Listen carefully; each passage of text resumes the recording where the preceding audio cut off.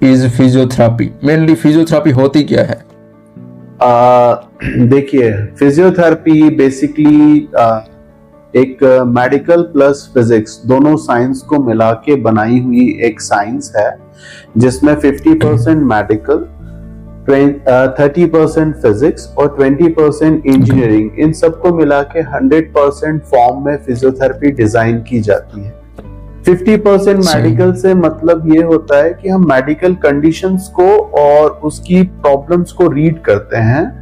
उसके बाद physical methods जो हमारी होती हैं थ्रू द फिजिक्स, लाइक जो हम ट्रैक्शन देते हैं या मैनिपुलेशन देते हैं या फ्रिक्शन देते हैं या फिर मसल में किसी तरह का हम एक्टिवेशन करते हैं, तो उसमें हम कुछ फिजिक्स और इंजीनियरिंग मेथड्स, जिसे हम बायोमैकेनिक्स, किनेसियोलॉजी और एनाटॉमी और फिजियोलॉजी के साथ रिलेट करके पेशेंट को ट्रीट